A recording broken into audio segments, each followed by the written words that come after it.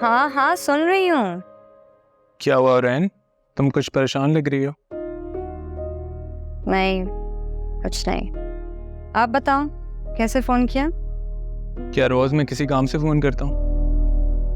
नहीं, late night करते हो, आज शाम में कर लिया इसलिए पूछा। कोई खास वजह? मोहब्बत में वक्त की कैद अच्छी नहीं लगती। आशिक वक्त और लोगों की बातों की परवाह नहीं करते। इतने भी दीवाने नहीं हो आप मेरे, पता है मुझे। तो फिर कैसा दीवाना हूँ? ठीक है, आप बताओ।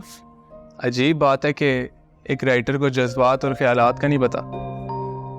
अपने मामले में सभी एक जैसे हो। फोन तुम्हें इसलिए किया है क्योंकि मुझे तुमसे अभी और इसी वक्त मिलना है। अभी? इस वक्त? क्योंकि कल की फ्लाइट से मैं दुबई जा रहा हूँ। तो सच में मिलना चाहते हो या फॉर्मेलिटी निभा रहे हो? तुम्हें ये फॉर्मेलिटी लग रही है? हाँ, लग तो रही है, क्योंकि आप अच्छी तरीके से जानते हैं कि मैं इस वक्त घर से बाहर नहीं निकल सकती। लेकिन रैन, कभी कभी तो इंसान बहाना भी बना सकता है ना। और आप ये भी जानते हैं कि मैं झूठ नहीं बोलती और मैं इस वक्त घर से बाहर नहीं निकल सकती। राइटर लोगों का ये बहुत बड़ा मसला होता है कि हर बात में दलाइल और फलसफा। अब क्या कर सकते हैं, इंतजार करते हैं कल का। चले, अभी मुझे कुछ लिखना है, बाद में बात करते हैं। ओके, चलो, सी यू। बाय। लगता है कि वो रैन की कॉल कुछ ज़्यादा ही लंबी हो गई है। मैं चलता हूँ। हाँ शायद। फैजान, सब कुछ इतना अचानक हुआ है और रैन को कबूल करने में थोड़ा वक्त तो लगेगा। मैं समझ सकता हूँ, लेकिन तुम फिक्र ना करो। तुम्हारा साथ हो तो मुझे कुछ बुरा नहीं लगता। और आपको कुछ बुरा लगे ये मुझे अच्छा नहीं लगेगा। ओके, फिर कल मिलते हैं। आपको जैसे ही ऑफिस से फुर्सत मिले घर आ जाइएगा। अरे दिल तो चाहता है कि फुर्सत हो और तुम्हारे साथ। मेरा मतलब है, दुनियादारी भी तो कोई चीज़ है ना, उसे भी निभाना पड़ता है। चलें ठीक है, मैं इंतज़ार करूँगी। ओके।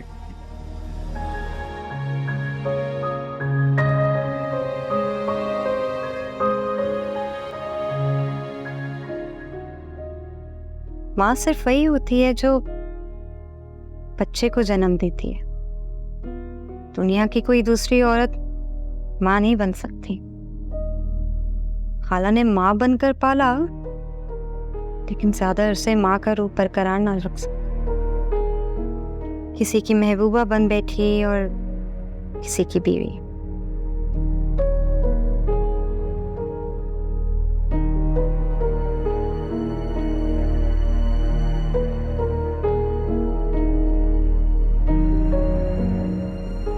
लेकिन अगर सगी माँ होती तो शायद वो सब ये ना करती। तकदीर भी कैसे कैसे मोड़ पर ले आती है। जिंदगी में ऐसे मोड़ कि इंसान अपनी परेशानी किसी से शेयर भी ना कर सके।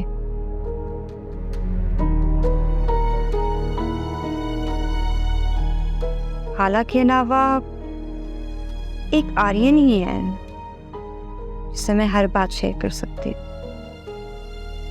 लेकिन उससे ये बात शेयर नहीं कर सकती।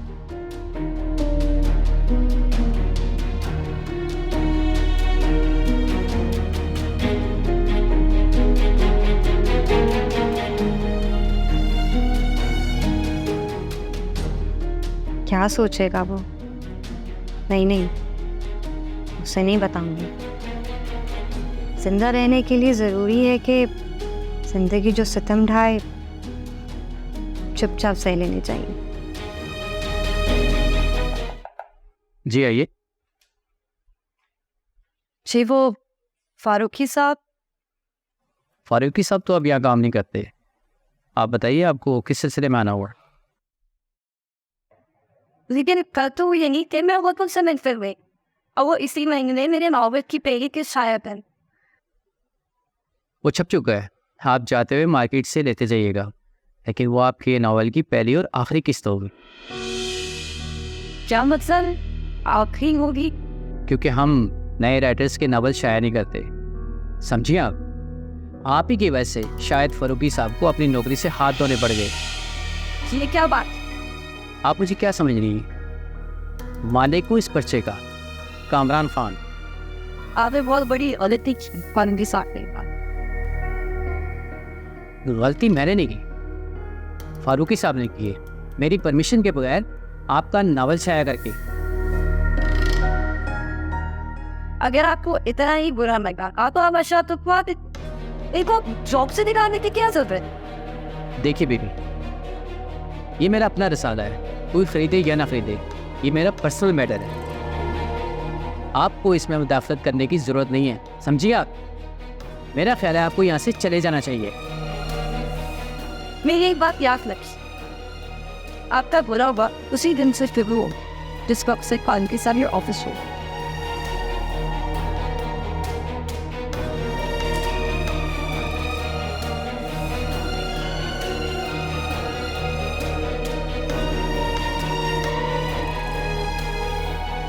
Excuse me. जी मैम। जी वो मुझे फारूकी साहब का नंबर चाहिए था। ठीक है मैम, मैं आपको नोट करें।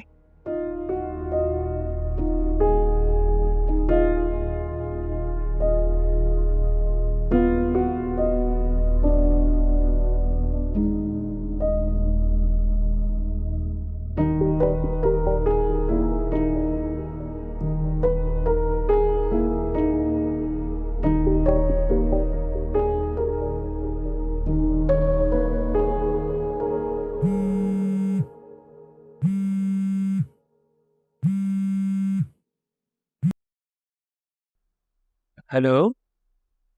हेलो जी, फारूकी साहब, मैं विरेन बात कर रही हूँ। रैन बेटा, कैसी हो?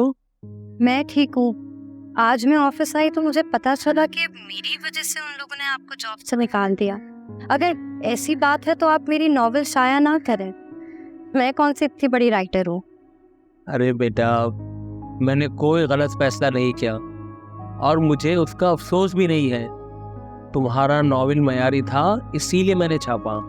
वो तो ठीक है सर, लेकिन मेरी वजह से जॉब तो गई ना आपकी। आप इतने अच्छे एडिटर थे और इतने अच्छे सिलसिलेवार आप नॉवेल लिख रहे थे।